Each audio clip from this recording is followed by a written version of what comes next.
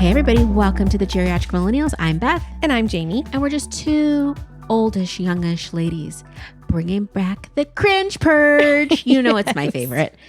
It is my favorite thing to talk about cringes because cringing is just such a part of life. It's just such a universal, I feel, a universal hashtag relatable thing. Yes. And it's one of the most weird sensations you can get is cringe. It really does have its own sensation, at least for me. Like in my body, it just feels... Oh, it does not feel good. It doesn't feel good. And you're like, I want this out of me. I want to get it out of me. And sometimes it's very hard to do so. That's a great segue into my first one. Oh, what? I love that you have purges this time. All right, give I it to me. do too. Give it to me. Speaking of purging. Yeah. Okay, I am of the age where I needed to have a colonoscopy. Oh, yeah. Have we talked about this yet? No. Did we? Okay, gosh. I think we might have talked about yours. No. We've talked about my colonoscopy. But we're at the age where now everybody gets to have one. Well, it's very Oprah. You get a car. You get a car. You get a car. You get a colonoscopy. Yes. And I got a colonoscopy. And I was warned about the prep. Yeah. And I was aware. And I did everything right because I was afraid. I was like, there's no way. Like, I'm not going to have a seed stuck in there. Yeah. I'm not going to have. Well, you're not going to do all that and then be like, just kidding. We couldn't. It was a bad read. Right. Like come back next week. No. Absolutely not. I was eating like a toddler for a week. Mac and cheese. Like the most low fiber white bread. Zero just like not a grain in sight. Not a grain in sight. Not a fruit skin. Yeah. Nothing very fibrous at all. And it was a horrible diet, but it's fine. And I was even told, a very specific thing. I was told to never trust a fart. Oh, I told you that. Okay, you told me I that told too. You that. Someone else told me that too. Now, here's the thing. I knew that I was going to be totally cleared out. Yeah. What I didn't realize was that it would be like pee. Oh, yeah. Coming out. There becomes a point where there is no solids left. But it was like shooting out pee from my butt. It's a very unique sensation. Know that. I thought, for some reason, I thought it would just... Stop? No, I thought, like I'd get cleared out. And then you'd be done. And I'd be done. No. And it would be, maybe there'd be some, like it would, get a little bit more watery. I just wasn't expecting the sheer force. And what my cringe is... That wasn't it? I mean, that was... It's definitely part of it. But the whole never trust a fart thing, it didn't make sense until it was too late. Because I had drank the prep. Yeah. And I felt like I needed to fart. And that's just all I felt. I was thinking never trust a fart was like, like when you're in it, but which is also accurate, but I wasn't in it yet. Yeah. It was like the very beginning. I mean, it was in you, girl. It was in me. And so when I farted, it was not just a fart. Yeah. It unleashed. And this is the other thing. I thought, this can't be TMI because it's the cringe purge. I thought that I would have some solid waste. No. It liquefies everything that's in you to then be eliminated. I thought it would like push it out. Oh, yeah, you were wrong. I thought it was going to push it out. Yeah. And like it would be like a Drano. It would unclog everything and it would just like all come out as like a solid. No. Solid until all the solid was gone and then some liquid would come out. No. It liquefied everything. Yeah. So that at the very first urge. That first urge is... It's something that it was done. Well, it just was memorable. Like a little bit of a gurgle, and I was like, "Oh, okay." And then it starts, and you're like, and like I said, I thought it was a fart, and it was not. Yeah.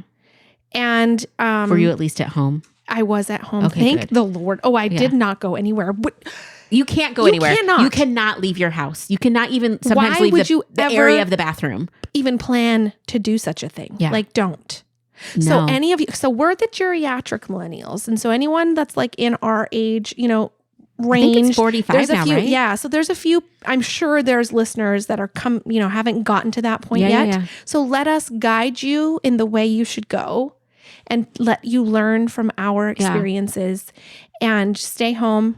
The very first urge, the very first thing, like the very first fart that you feel is just going to be a fart. It's not. Take it seriously. Take it very seriously and get yourself on the toilet in advance.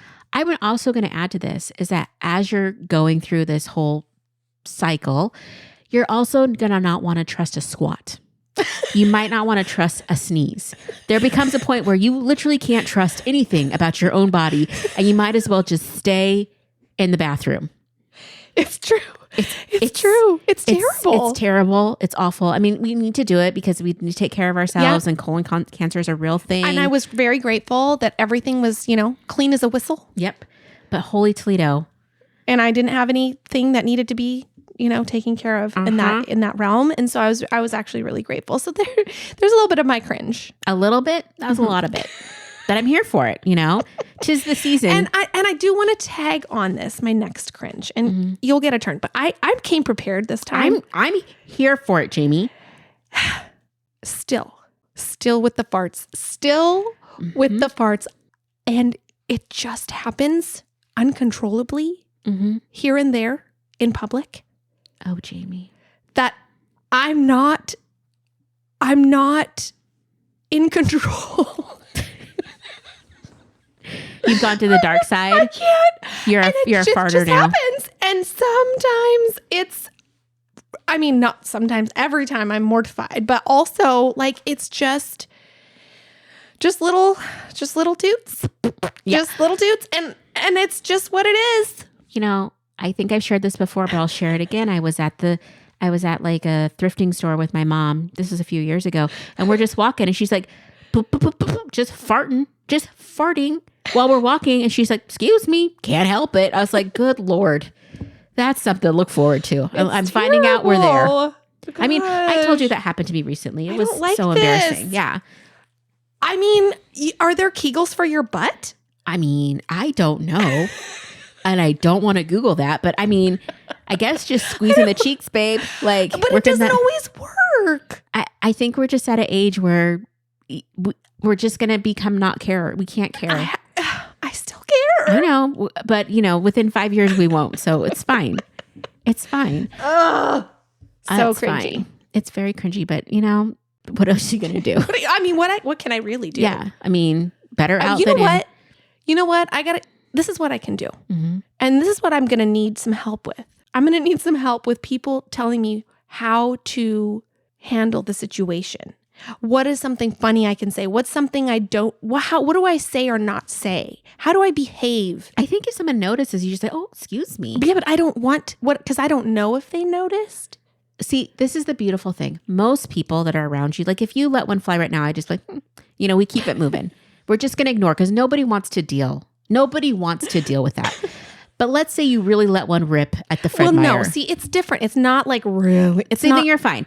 But it's going to get to the point where one day we're letting it rip. And then that's when we just say, oh, excuse me, sweetie. Oh, lunch was tough, But we'll be like 70 then. It's going to be fine. It's fine. I think we just ignore. I think that is the way most cringe goes. You just try to ignore the situation. That's what I've been doing. I've been ignoring and just hoping that people don't hear it or notice it, or they think it's just like part of the noise of the, environment. Yeah. Nobody wants to acknowledge unless they're like a child, and most we don't. It's fine. It's fine. Oh, somebody else did that. And it made me feel so much better, but I didn't want to draw attention to it. But I also wanted her to let her know. But we were in like a public conversation. Do that, yeah. I know. It was like, there was like 3 or 4 ladies and she was telling a story and she like laughed and she totally farted and we all heard it. And she just like kept going. Yeah. And I was like, I was embarrassed for her, but also I wanted to be like, thank you for that. Like we're in this together. Yeah. We're all in this together. I think it's really funny, but I didn't laugh, but I wanted to. On the inside, I was like dying, laughing. I was relieved. I was just like all of the things. Oh, well, Okay, so I have a purge, and this is one that's actually not mine. I might have even shared it. I'm at the point in life I don't remember things anymore. But Welcome to my world. But because it's like the holiday season and blah, blah, blah, it reminded me of this incident. I was at a family member's birthday. And I must have been in college, and it's like, she was much older than me. So it's like all her friends, blah, blah.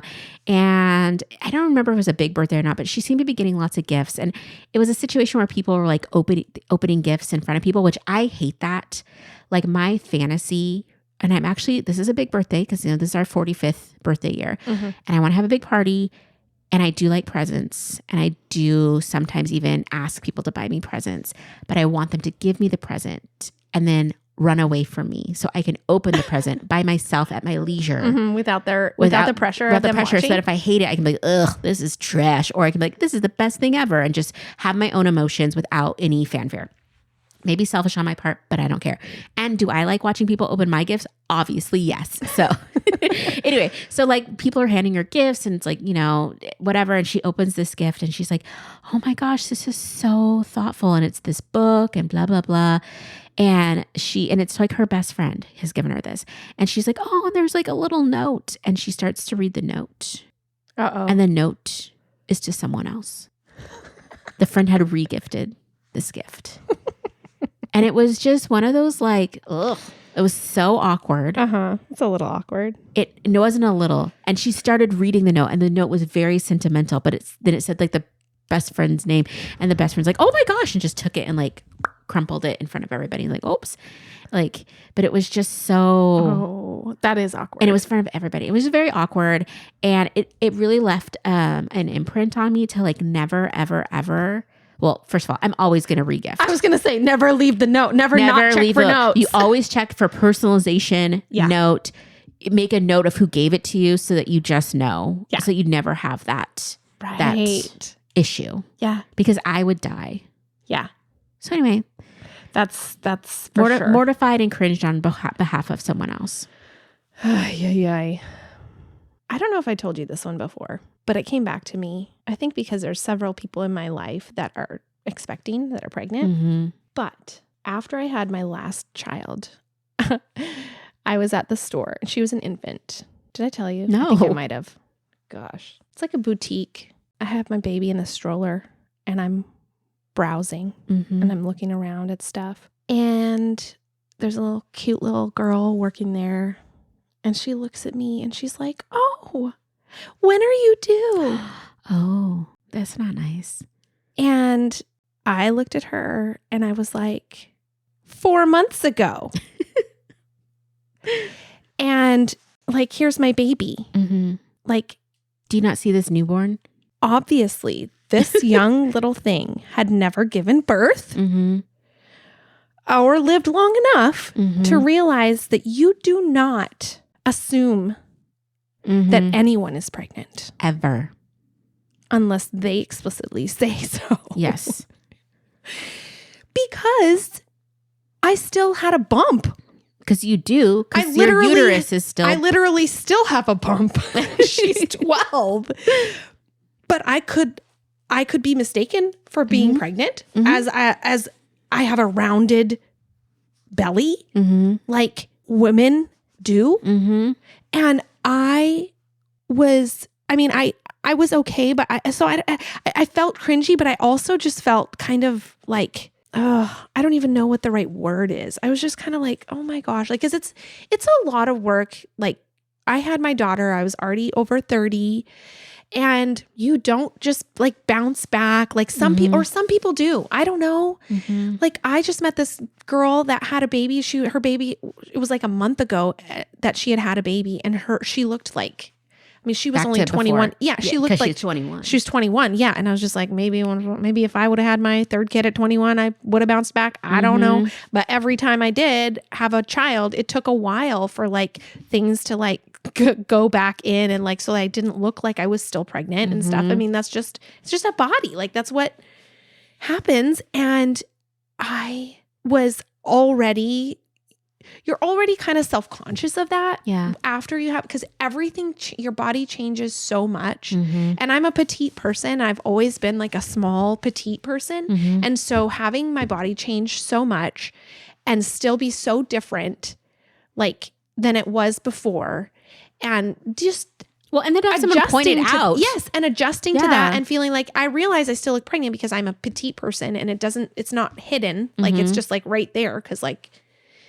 it just, yes, to have somebody point it out. And not only that, but to be like, oh, like how far along are you? Like so excited. Like it just, Sent it was, you. it was a very cringy moment for me. Yeah. And I was cringing for her too. Cause I was just like, girl, don't. Yeah. Don't do that. This needs to be a life lesson for you. Never again. Any person should, nobody should ever first of all, let's just stop commenting on each other's bodies in general, but also like really don't comment to the person about their body. Like that's just another level. Yeah. Cringe. This one's a little bit different. So I hate myself a lot. What do you mean? I used to despise people that had a baby voice. It's one of the most annoying traits someone can have. I know what you're going to say. Like I have people in my life that use a baby voice and I try my best, but it's really just the top level cringe for me. But as soon as I got Fratelli in my life, I started saying things to her, very specific, like, you're so beautiful. Everybody loves you. Everybody loves you. And I'll just say it like that, but in the most cringy baby voice I could possibly use. And over the last few years, it's just gotten progressively worse. And I will hear myself, like I'm hearing a stranger talk to Bubba or talk to Fratelli in such a way that repulses me. And I cannot stop. I can only speak to them in the cringiest baby voice you've ever heard, which I would never use to another human ever. And I'm embarrassed because every once in a while it'll slip out if I have like friends over and I'm talking to the cat and then it'll slip into that. And I'm like, oh my gosh, don't judge me on that. I haven't witnessed it yet. Because I really try to curb it because it is so cringy. Like I'll be talking to Bubba and I love to I'll be like, you're such a bad boy. I tell him all the time he has bad boy behaviors. But again, I'm saying it in this cringy little voice that I don't even know where it came from. Like I never used this voice ever. And now it's like my identity with the cats. It's how I talk to them. And it is disgusting. And I hate every moment of it. Cringe. I want to hear it. I really do. I really do. I will do it once for you off. So it's never, I cannot record it. But at some point you'll hear it. I really wish you would. No, it's awful. You know what that reminds me of? That reminds me of, okay, so you're doing this with your cats. I don't talk to my children in a baby voice. However, I do hear the cringe-worthy things that I say to my kids, and I can't help it. I can't even stop it. Out. Yep. And I know it's so cringy. It is so cringe, especially because of like how enthusiastic I am. And I know that it makes my kids cringe. There's honestly and nothing I can't help it. There's nothing like saying something to a young person and seeing their cringe on their face and you're like, dang it. I have to hold true to who I am, but I do. I know that it was cringe. I have to hold true. And I feel it the most with my oldest. He's absolutely. About to turn 18. And I mean, he's a cool guy and he's very chill and he's, kind of quiet. And I am his mom.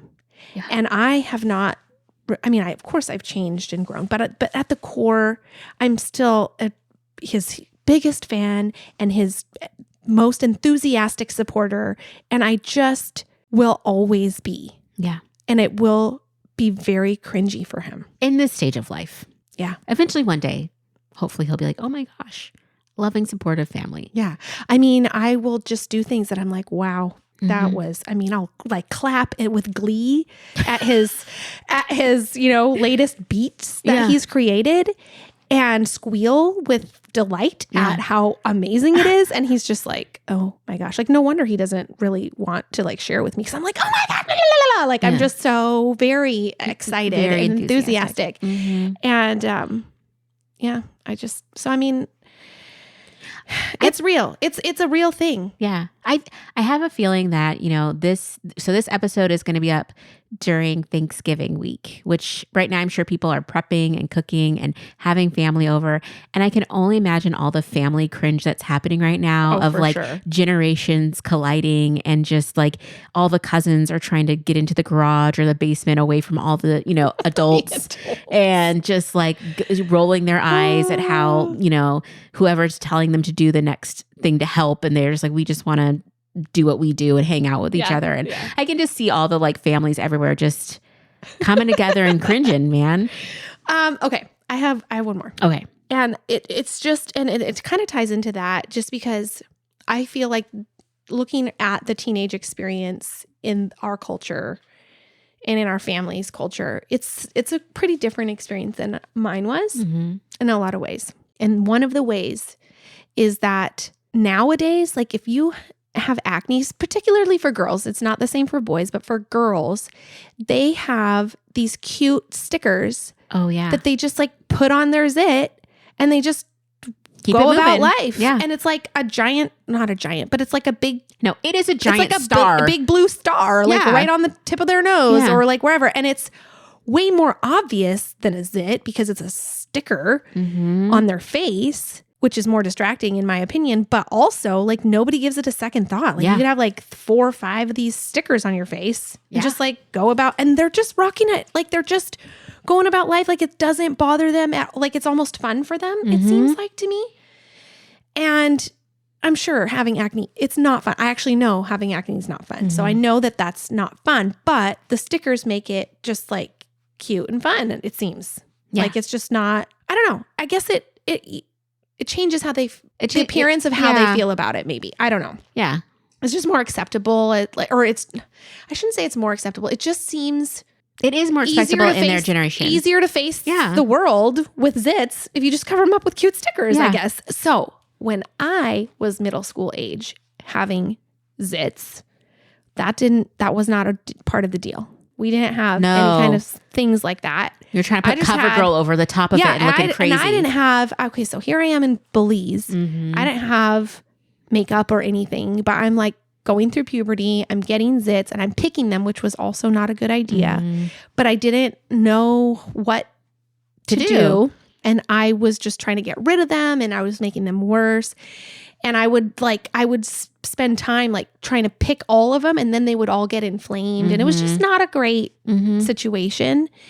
And I remember going to school one day and this little biatch girl who was, I shouldn't even say that. I should not. But she was this little B word girl who ever since like I moved there, she just like she had it out for me. She just was mean. She was mean to me. And she looked at me and was like, do you have chicken pox?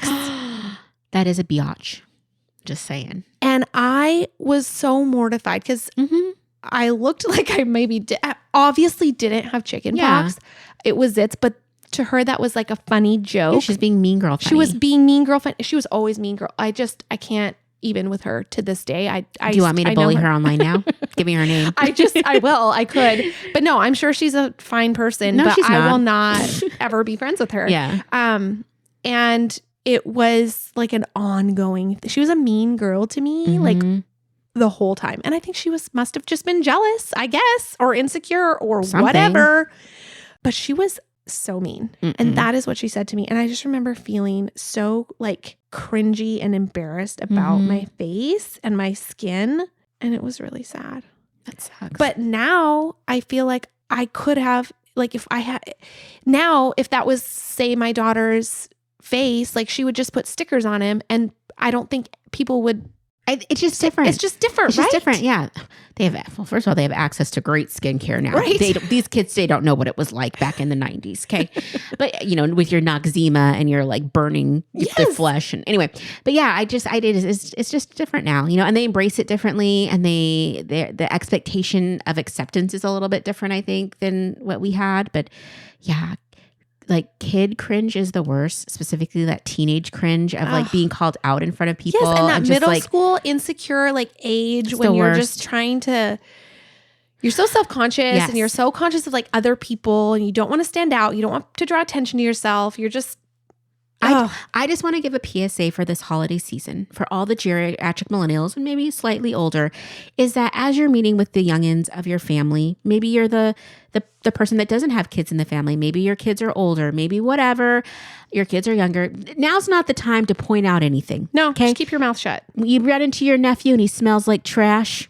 Not the time to be like, sir, what deodorant are you wearing? You need to go put some deodorant on in front of the family as the turkey's getting passed, No. you know? There's a time and a place. If you see a sticker on somebody's face, I'm like, what is that on your face? Not this holiday. Nope. We're gonna keep all those feelings on our insides. And if you really need to get out, text your best friend. You know, send us a DM on Instagram and you could just like, I need to get this out. My nephew's looking crazy. And we'll be like, we got you. Yeah. But just don't say it to him. Not in front of everybody. No, don't say it to your niece or your second cousin twice removed and ask them about something that just is like something they can't change in the next 2 seconds, you know? Right? Yeah. So there you go. If it's an adult, on the other hand, please tell them if they have BO. I want you to tell me. And I've done it. And I have done that. And I'm going to do it again. And I would do it again because it's not okay. There you go, everybody. Happy Thanksgiving. Hey, if you're enjoying this podcast and would like to support our show, you can share episodes with your friends and family, follow us on Instagram at the Geriatric Millennials, or leave us a positive review and rating, all which help us to grow. Our theme music was created by the Finley Ghost, so check out their latest album now. Thank you so much.